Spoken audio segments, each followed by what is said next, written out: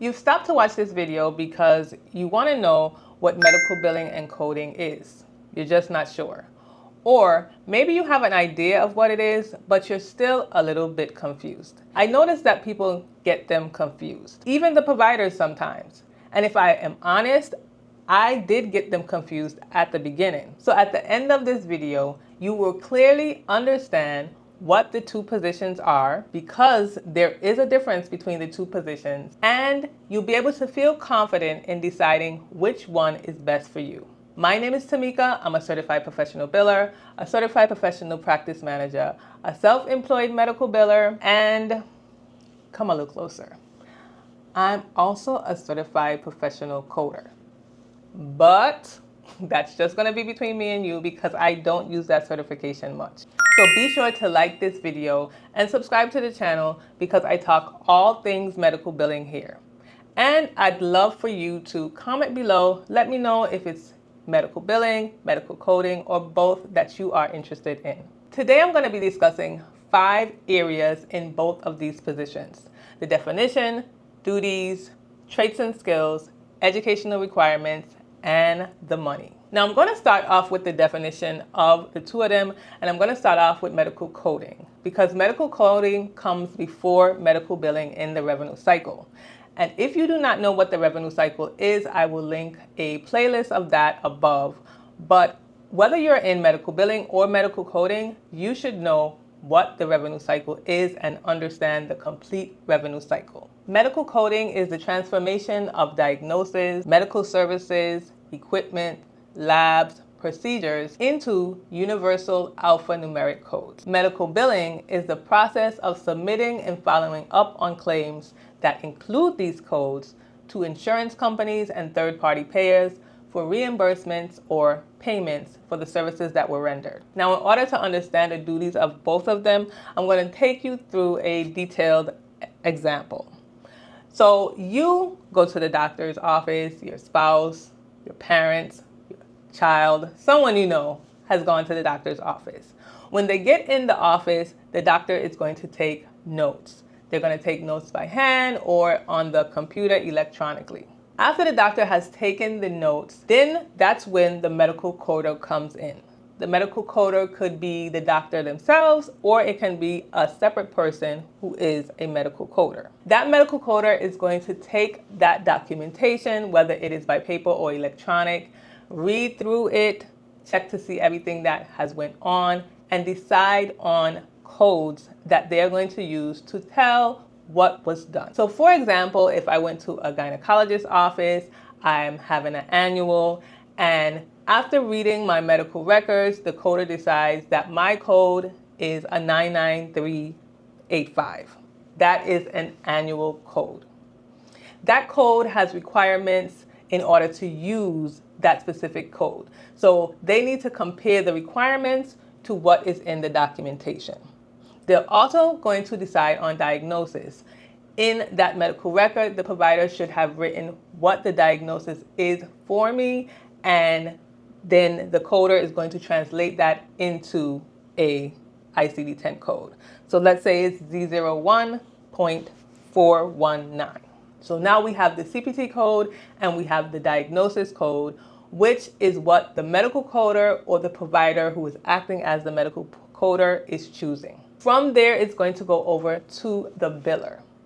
The biller now is going to take those codes that we just used, 99385 and Z01.419, put that on the claim form along with all the other information that belongs on the claim form. And I will link a video that I did above explaining all the steps and all the requirements that need to be on the claim form. I kind of put it into a claim story, because a claim actually tells the story to the insurance company or the third-party payer. The biller will put the information on the claim form, send it out to who they need to send it out to, and then they will follow up on it. Following up meaning calling and checking to make sure that it was received or paid, taking in the payment if they actually got that payment, figuring out the denial if it was denied. So the medical biller does the back end part that deals with reimbursement. So the duties of the medical coder is to read the records, figure out what the codes are. The medical biller is to take those codes, send them out, and try to get reimbursement for the services. And let me not forget to answer that burning question I know you have in your mind is, can a medical coder be remote and can a medical biller be remote? So to answer your question, yes, both can be remotely done. Both do not have to be in the office in order to perform their jobs, especially depending on if there's electronic medical records, how the practice is set up. All of these things will determine if a coder and if a biller can do their job remotely. Now let's talk about some traits that a medical coder should have and a medical biller should have. Now, as a disclaimer, this is my opinion. So if you are a medical biller and you have some of the medical coding traits that I say or vice versa, don't freak out. Don't think that this is the be all say all. This is just my opinion. So in my opinion, the first thing that a medical coder should have is comprehension skills. They are the ones who are reading through the medical records, determining what was done, trying to figure out what certain terminology means. And so they need to be able to comprehend what they are reading. All day, this is what they do. They read through records, try to figure out what was done. As for a medical biller, they should have great communication skills. And this is because as a medical biller, we need to be able to talk to so many different people inside of our practice and people outside of our practice. So inside, we need to be able to talk to the front desk, to coders, to the provider, outside of the practice, to the patients, to the insurance companies. So having great communication is a skill that the medical biller should have. Not to say that a medical coder shouldn't have great communication or a medical biller shouldn't have great comprehension, but this is more what each position focuses on. Then a medical coder should be well versed in medical terminology and the anatomy. Because they are reading through the medical records, they need to know what these terms mean. You know, when it comes to medical terms, it can get complicated. So they need to understand what they mean so that they can be able to choose the correct code when they are choosing diagnosis codes and procedure codes or evaluation and management codes. They need to be able to understand these things very well so that they are not choosing the wrong codes and not capturing everything that was done within that visit. A medical biller needs to be good with numbers. Now, I don't mean good with numbers as far as being a mathematician or anything, but number one, you should like numbers because we deal with numbers all day long. For the most part, that's what we're dealing with, numbers.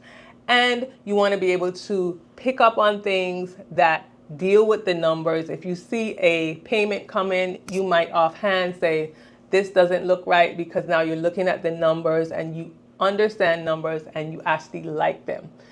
Just like when it comes to budgeting, if someone doesn't like numbers, not to say that they can't budget, but it would not be the easiest thing for them to do because they don't like numbers. So this is the same thing when it comes to medical billing. Then I think as a medical coder, you should be able to work well alone. There are some people who cannot work well alone. They may need other people around in order to help them do their job or maybe motivate them to do their job. But with being a medical coder, basically you're going to be working alone because you're going to be reading charts all day long. You're going to be checking through the charts. There's really no communication that needs to be done unless you are talking to the provider or querying the provider about something that's in the chart. But for the most part, you'll be alone. As a medical biller, you need to work well with others. The same thing with communicating well with others. You need to work well with others because each person helps us with the job that we do. So if we are dealing with the front desk, we need to know how to deal with the front desk in order to get the information that we need to put on the claim form. If we don't have that information, then our claims will not go out right, we won't get paid, and it's going to be a hassle for us. So we need to be able to work well with others versus coders who need to be able to work well alone. Then this one is, again, really more of my opinion because I think medical coders would do well with people who are introverted. Of course, there are so many other things that will decide whether or not you want to become a medical coder or not. But if you are an introvert, that would work well with you since you're going to be doing most of the job alone, by yourself. You're not going to be talking and interacting with other people. So introverts usually work well alone. Extroverts, I think, would work well as medical billers. Not that we won't be working alone, because as a self-employed medical biller, I work alone. And there are a lot of times that I'm here by myself and I don't talk to people. But then there are times when I have to talk to people, communicate with people, whether that is on the phone, whether that is through email. And as an extrovert, that fuels me because I like to talk to people, hence us doing this now. So introvert for medical coder and extrovert for medical biller. Now, the last two, I think, is a trait or a skill that both medical coders and medical billers would need, but maybe in different ways. So the first one is being detail oriented. And as a medical coder, you need to be detail oriented because you are reading the records. You don't want to miss little things within that record, which would hinder you from choosing the correct codes. If you're not detail oriented, you're reading through the chart, but you're rushing, you're not picking up everything, you could be losing out on money for the provider because now you're choosing the codes and you're only choosing one when the provider did 2 or 3 procedures or did 2 or 3 things within that visit. For a medical biller, being detail oriented has a lot to do with the numbers, with payments, checking to make sure that our fee schedules are correct and that we're getting paid correct. Not relying only on the computer to do what we need it to do. We need to be able to pick up on things that don't make sense, on numbers that, on payments that are coming in, but they're not the full payment. All of that is important to have. We might get paid, but it's not the full payment. We might, see that the patient has this insurance, but their age is this, or whatever. The code is this, but the code goes by age, and the patient is younger than that age. All of those things we should be picking up on as medical billers. So we also need to be detail oriented. And then time management is important for both positions because as medical coders, you're wanting to code as many charts as you can within a certain amount of time. In certain places, you have to code a certain amount of charts within that time span. So, you want to make sure that you meet that time requirement. And in order to do that, you have to be able to manage your time efficiently. As far as medical billing is concerned, you want time management, not necessarily for submitting claims. And I think that's where things get mixed up because where medical coders are judged on how many charts they send out, medical billers cannot necessarily be judged on how many claims they send out because that's not the full scope of medical billing. I have a t-shirt that says medical billing is more than submitting claims. If you haven't checked out my shop, I will make sure I link that below, which is always linked. But medical billing is definitely more than submitting claims because you're not just going to submit the claim and then your job is done. There are so many other steps that you need to take in order to make sure that the claims are getting paid. So you should not necessarily be judged only by how many claims you submit. There's other factors that come into play.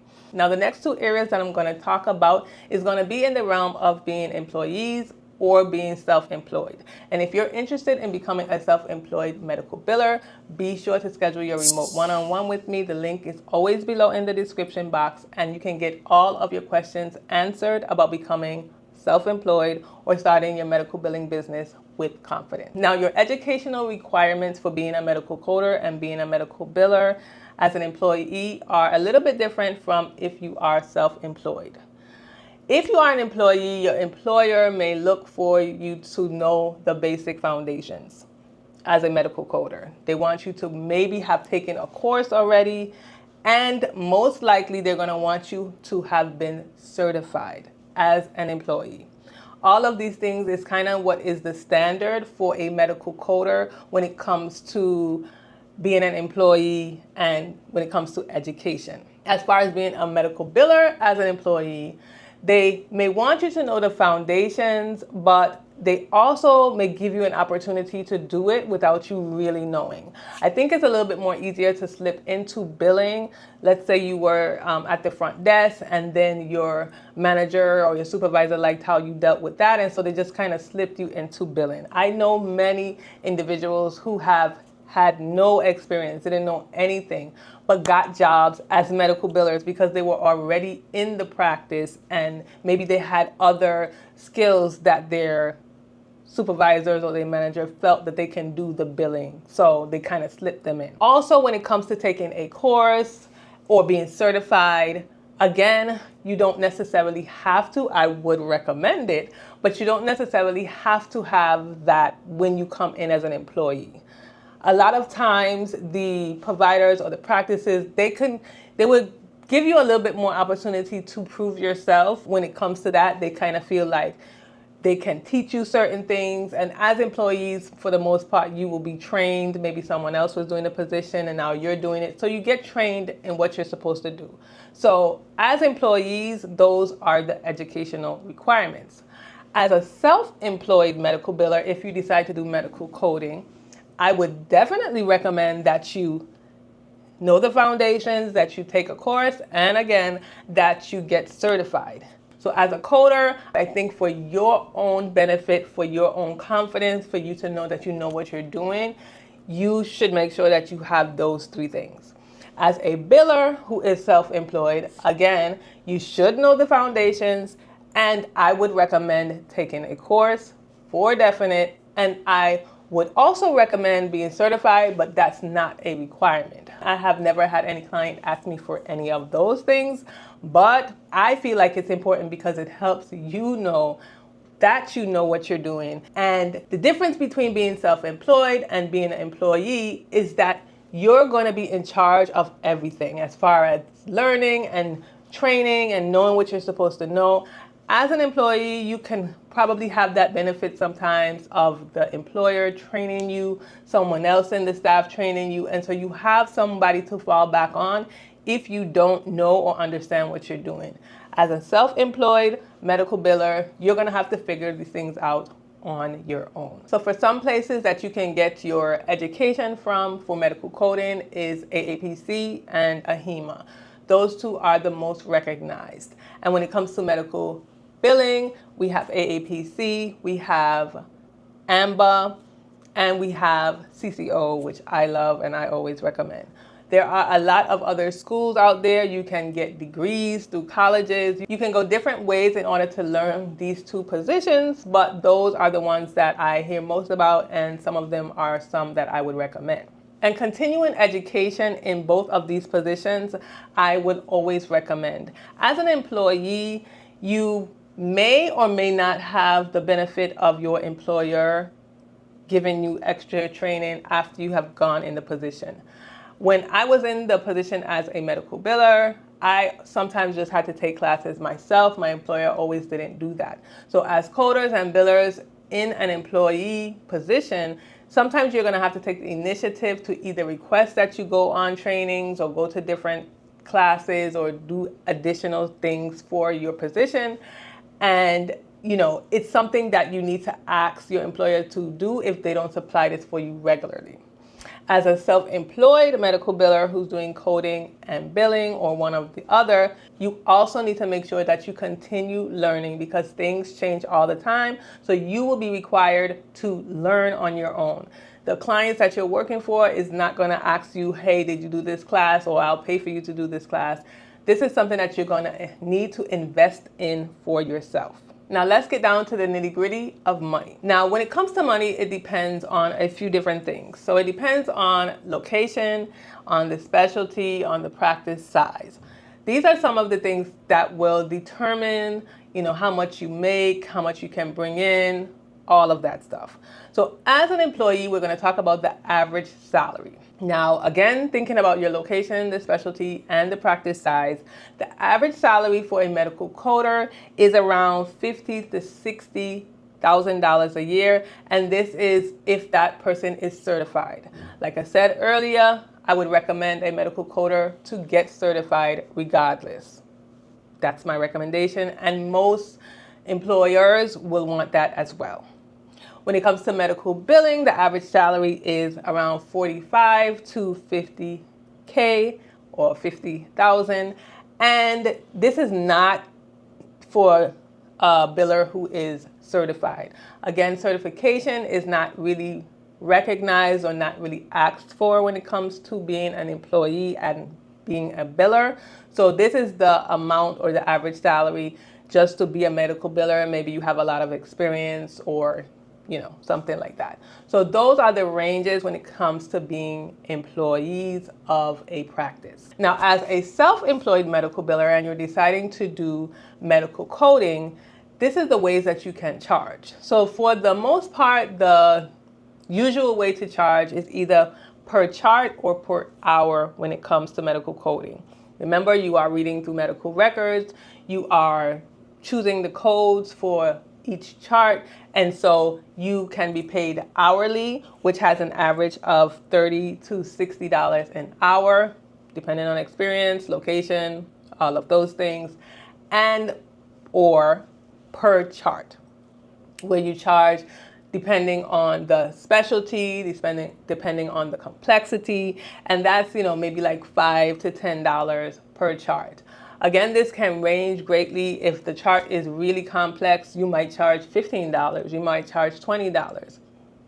All of this is a depends on, but you can get a drift of what it is. So if you are a self-employed medical biller doing coding, you can separately charge for actually coding of the chart compared to billing for that specific chart. When it comes to medical billing and being self-employed, there are several ways that you can charge: percentage, flat rate, per hour, per claim, and I have already done a video about that, so I'll link that above if you want to know how much the averages, ranges, all of those things. You can check out that video. So now that you know all about medical billing and medical coding and the two positions, you might want to know what are the duties of a medical biller. What do we exactly do laid out? I will link that video here, and I'll see you again in my next video.